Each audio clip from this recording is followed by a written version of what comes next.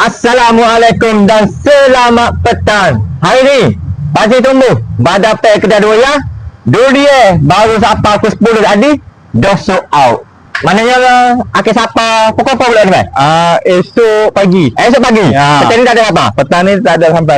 Yang ada ni ya. Tadi sampai pukul 10 dah sold out banyak. Yang mana nampak video ni pakak-pakak share kepada sahabat-sahabat Ambo, kepada family Tita Odi, pakak-pakak tengok, share, pakak mari.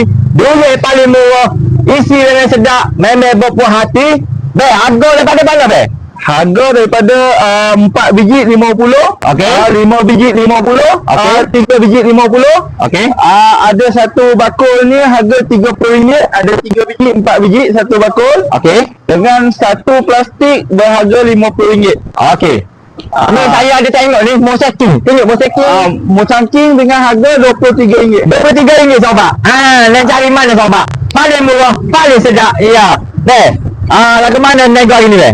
Alhamdulillah hari ini sambutan okey. Kita bawa pagi tadi buah sampai lebih kurang 1,300 kilo. Okey. Yang baki ada ini saja lagi lah. Yang mana nak dapatkan boleh datang ke sini. Nak sobat? Nak tengok isi kita boleh buka. Okey, kita tengok isi dia. Isi dia ni 4 biji 50 dah tak? Ni 4 biji 50. Okey, kita tengok isi sobat. Tengok isi. Tengok isi. Isi jomel. Oh, isi kuning. Kuning ke putih ni? Ni putih. Ni putih. Kuning pun ada. Kuning pun ada. Kuning pun ada. Kita campur-campur. Bagai capur ni, bagai capur. Baru campur. Tengok isi pak. Tengok isi. Oh. Kulit gua kira molek. Buah baru. Isi kuning. Isi kuning sobat. Ada orange pun ada. Abang daripada mana weh? Saya ni daripada rumah Pakcik Tumbuh ni je.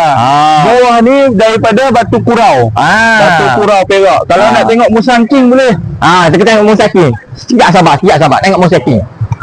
Moseking dia RM13 kilo tau. Musangking besar tau, RM23 buah bukit.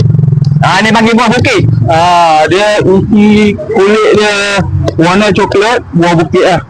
Ni Musangking 23 sekilo. Oh, memang kuning puas hati. Nampak? Okey. Yang mana nampak video ni? Okey, macam biasalah. Pakcik Tumbuh Badan Pek Kedai Raya, pakak-pakak share. Terima kasih sudah tengok video ni. Korang beli, pakak support Abang ni. Mana dia bagi saya 13 biji. Dalam ada Paula kemarin dia. Paula. Moseking. Isi memang lembut, memang berpuas hati. Okey, terima kasih. Assalamualaikum.